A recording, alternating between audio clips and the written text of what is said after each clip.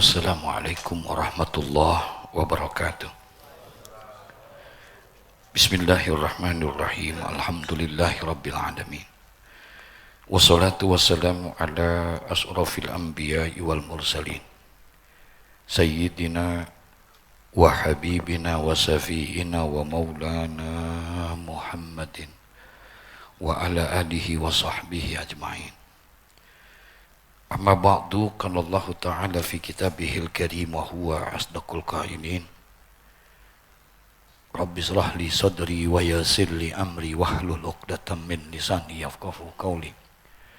Rabbi yassir wa la tu'assir, Rabbi tammim bi khair, subhanaka la ilma lana illa ma 'allamtana innaka antal alimul hakim, wa la haula wa la quwwata illa billahil aliyil azim. Para jamaah, Bapak, Ibu hadirin wal hadirat, peserta majlis ilmu yang sangat saya hormati dan muliakan. Alhamdulillah, summa alhamdulillah, dengan izin dan ridha Allah kembali kita bisa dapat bertemu dan juga bersilaturahim di dalam satu majlis yang insya Allah majlis ini penuh dengan rahmat dan barokah Allah Subhanahu wa Ta'ala. Baru saja selesai kita melaksanakan satu kewajiban kita, yaitu melaksanakan sholat zuhur, dan kita bisa lakukan sholat zuhur ini dengan berjamaah. Mudah-mudahan apa yang sudah kita lakukan diterima oleh Allah Subhanahu wa Ta'ala, dan segala kekurangan-kekurangan serta ketidaksempurnaan ibadah kita mudah-mudahan dimaafkan oleh Allah Subhanahu wa Ta'ala. Allahumma rabbana taqabbal minna salatana wa siyamana wa qiyamana wa ruku'ana wa sujudana wa takhassu'ana wa ta'abbudana wa tammim taksirana ya Allah. Ada doa yang selalu kita baca dan kita mohon kepada Allah. Allahumma rabbana taqabbal minna salatana, ya Allah, ya Tuhan kami, terimalah salat kami insya Allah. Wasiyamana wa qiyamana, terimalah puasa kami, terimalah seluruh amal ibadah kami. Itu harapan kita. Semoga amal-amal ibadah yang kita lakukan itu diterima oleh Allah. Tapi ditutup doa itu dengan satu kalimat indah. Wa tammim taksirona ya Allah. Dan sempurnakanlah segala kekurangan ibadah kami ya Allah. Ini kuncinya, saudara. Kita terkadang suka menganggap ibadah kita sudah apa? Sudah sempurna menurut kita, padahal belum tentu menurut Allah. Menurut kita kayaknya sudah benar, padahal belum tentu menurut Allah. Salat kita anggap kayaknya sudah sempurna, tapi belum tentu. Bisa jadi mungkin dalam salat kita yang kita anggap sempurna itu terselip, nauzubillah, ada riya di dalamnya. Ada sombong di dalamnya, ada ujub, tidak ada keikhlasan di dalamnya. Masya Allah. Padahal innallaha la yaqbalu minal a'mali illa ma kana lahu khalisan. Sesungguhnya Allah Subhanahu wa Ta'ala tidak akan menerima amal ibadah dari seorang hamba apabila amal itu dilakukan tidak ikhlas karena Allah. Mudah-mudahan segala kekurangan kita diterima oleh Allah Subhanahu wa Ta'ala, dimaafkan dan disempurnakan oleh Allah Subhanahu wa Ta'ala. Bapak Ibu sekalian, mari kita lanjuti kajian hadis kita dari kitab Mukhtarul Ahadits An-Nabawiyah. Kita masih masuk di dalam membahas hadis-hadis yang diawali dengan huruf tha. Inilah salah satu keunikan kitab ini. Yang pengarang daripada kitab ini Sayyid Ahmad Al-Hashimi. Ya, beliau mencoba mengkondisikan kitab ini tidak secara tematik. Beliau justru menyusun kitab ini berdasarkan huruf hijaiyah. Ya, jadi hadis-hadis yang diawali dengan huruf-huruf hijaiyah berurutan. Huruf alif, semua hadis-hadis yang diawali dengan alif. Yang dihurufi ba dan sebagainya. Nah, kita sudah masuk kepada hadis yang memasuki, yaitu huruf yang tha. Qala Rasulullah sallallahu alaihi wasallam, salathun yuhibbuhumullahu azza wa jalla. Rajulun qama minal laili yatslu kitaballah wa rajulun tasaddaqa biyaminihi yukhfiha min simalihi wa rajulun kana fi sariyatin fanhazama ashabuhu fastaqbalal aduwa. Rawahu Tirmizi an Ibni Mas'ud radhiyallahu anhu. Para jamaah Bapak Ibu sekalian, masuk kita kepada hadis yang diriwayatkan oleh Imam Tirmizi. Salah satu daripada imam perawi hadis yaitu Imam Tirmizi.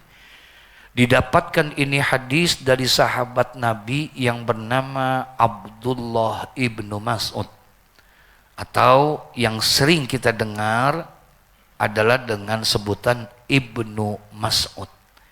Ya, kita lebih banyak mendengar kata Ibnu Mas'ud daripada Abdullah bin Mas'ud. Kita sering dengar ada Ibnu Abbas, ada Ibnu Umar, ada Ibnu Ammar. Nah itu semua Ibnu ini maksudnya Abdullah bin Mas'ud, Abdullah bin Abbas, ya, Ibnu Abbas, Abdullah bin Abbas. Nah, ini Abdullah bin Abbas, beliau sahabat dan juga sepupunya Nabi.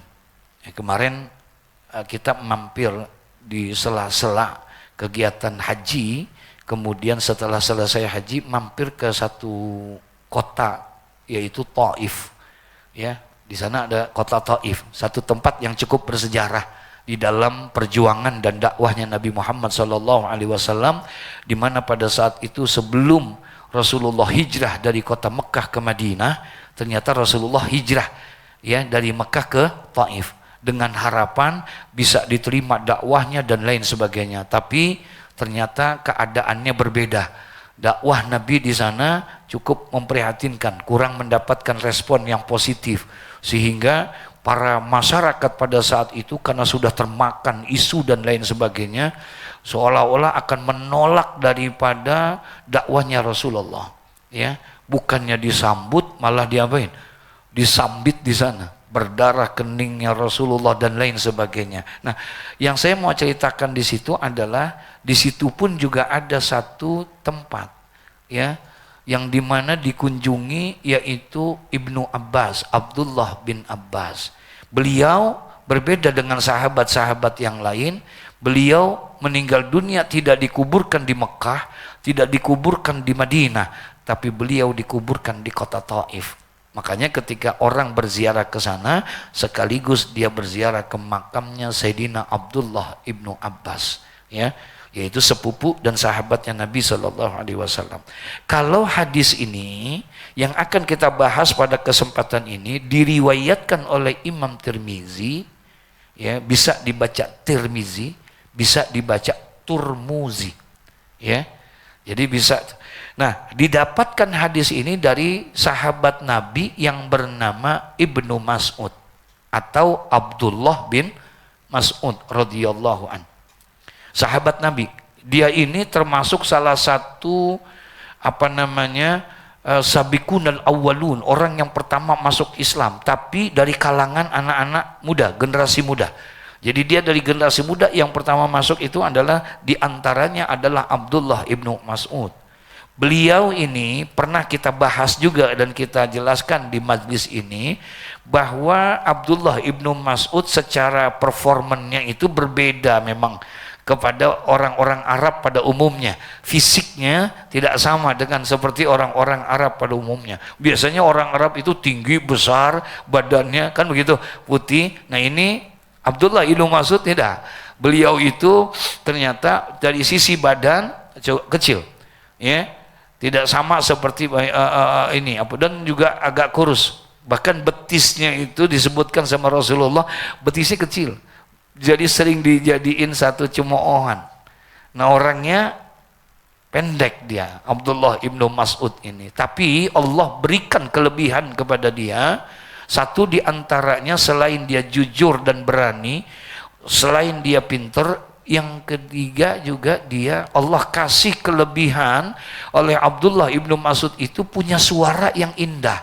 Jadi kalau baca Quran suaranya tuh indah. Rasulullah senang. Seringkali Rasulullah memanggil Sayyidina Abdullah ibnu Mas'ud untuk membaca Quran di hadapan Nabi Muhammad karena enak suaranya. Ya, itu Rasulullah senang dengan suaranya Abdullah ibnu Mas'ud. Ya mungkin ini yang menjadi satu dasar kenapa sih ketika kita sering mengadakan sesuatu acara suka kita panggil pembaca Quran yang suaranya lebih bagus begitu ya, supaya diawali selain mendapatkan keberkahan karena dibaca Quran, tapi kita dengarkan itu, Masya Allah. Saking enaknya itu, banyak orang itu bukan hanya sekedar nangis, saking enaknya dibacain Quran, tidur Pak. Nah, ini Abdullah ibnu Mas'ud, dia termasuk sahabat yang cukup banyak, tidak banyak, tapi cukup banyak mendapatkan hadis dari Rasulullah.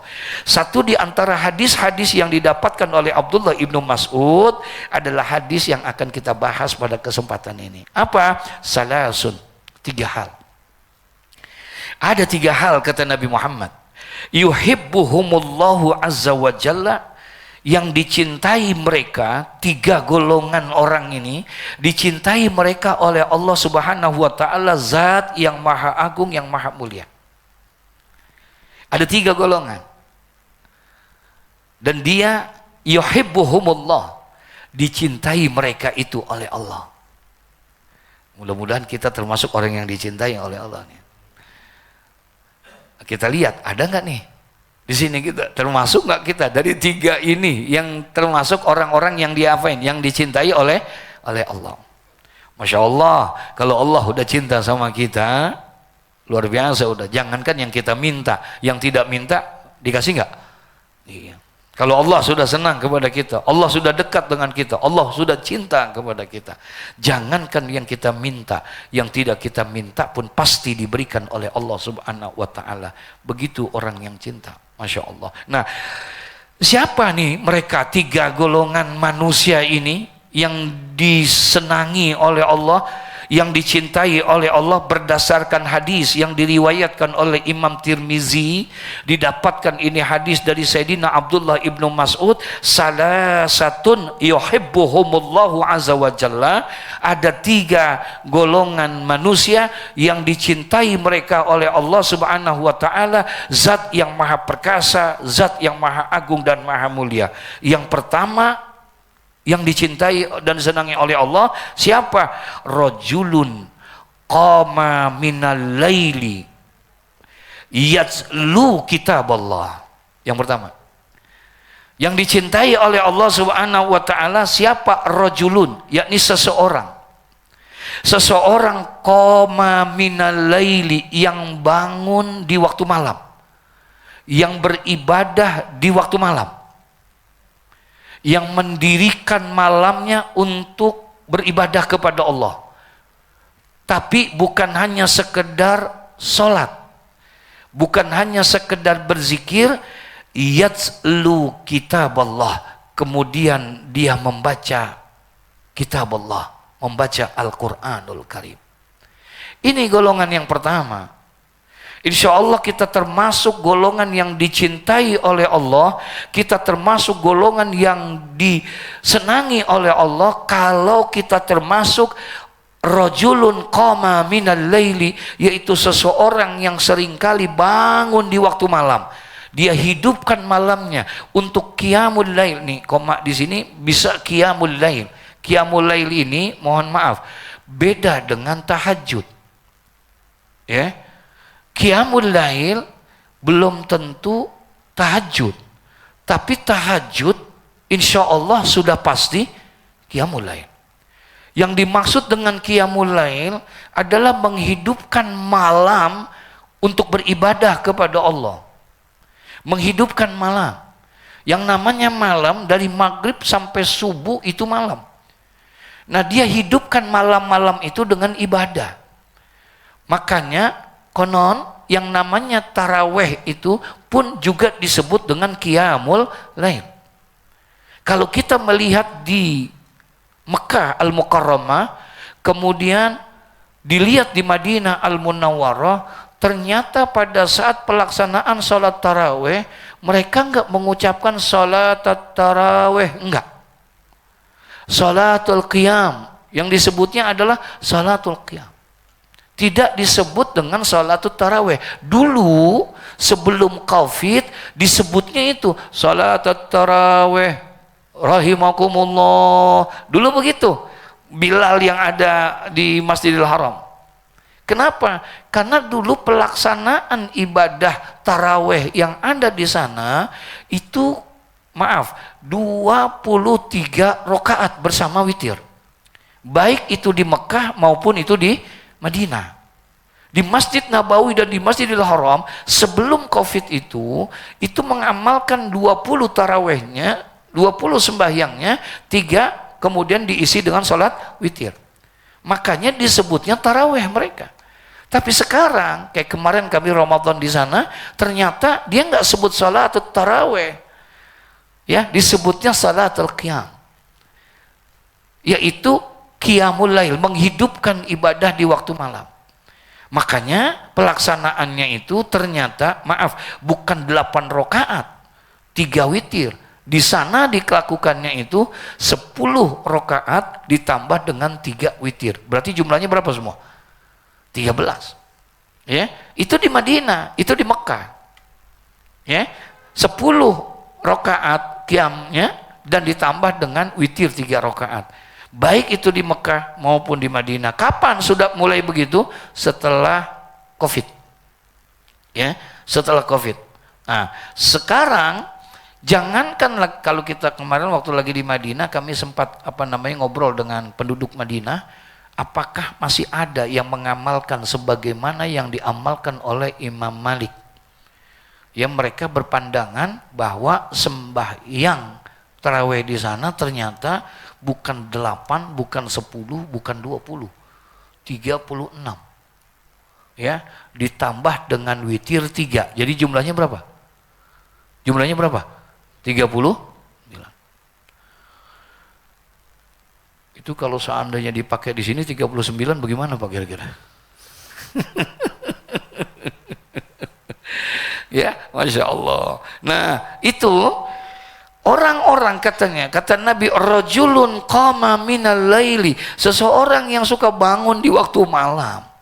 Dia hidupkan malamnya untuk beribadah kepada Allah. Kemudian yatlu kitab Allah, kemudian dia baca itu ayat-ayat Allah, dia baca itu Al-Qur'anul Karim, maka insya Allah itu menjadi pertanda orang itu akan dicintai oleh Allah. Insya Allah. Masya Allah. Bangun kita di waktu malam, kita hidupkan malam itu, ya, untuk beribadah kepada Allah Subhanahu wa taala, ya. Boleh juga Pak kita renungin, ini umur kita udah 40, udah hampir 50, mungkin bisa mau sampai 60, kok belum ngerasain nikmatnya salat malam. Kita belum pernah ngerasain bangun di waktu malam. Boleh juga nih, ada apa nih? Ya, kenapa bisa sampai kayak begitu? Sampai gini hari kita masih belum pernah duha, belum pernah tahajud, belum pernah ibadah di waktu malam. Boleh introspeksi kita Pak. Boleh kita introspeksi, ada kesalahan apa? Kenapa dia bisa? Padahal bicara sibuk, lebih sibuk dia. Padahal lebih tinggi-tinggi dia jabatannya. Kenapa kita lihat kok begitu aktif dia? Bangun malamnya, puasanya, dan lain sebagainya, dan lain sebagainya. Tanya kepada diri kita. Mumpung ini masih bulan apa nih? Muharram. Bulan yang konon katanya adalah tahun barunya umat Islam. Ya. Di sini kita jadiin satu buah pintu gerbang untuk memperbaiki hidup kita. Ya, bulan ini, tahun ini Allah sayang sama kita. Allah sempatkan kita bertemukan dengan 1447 Hijriah sebagai tanda rasa sayangnya Allah kepada kita. Untuk apa? Untuk membenahi diri kita supaya kita menjadi orang-orang yang masuk dalam satu hadis, apa kata Nabi? Khairun nas man tala umruhu wa hasuna amaluhu. Kata Nabi, khairun nas, manusia yang terbaik itu siapa mereka? Yang punya jabatan dan kedudukan yang tinggi? Bukan. Manusia yang baik itu yang bagaimana? Manusia yang harta dan kekayaannya berlimpah ruah? Bukan. Manusia yang terbaik itu yang bagaimana? Yang pintar, yang cerdas? Bukan. Khairun nas manusia yang terbaik itu kata Nabi, man tala umruhu, adalah orang yang panjang umurnya, wa hasuna amaluhu, dan bagus amalnya.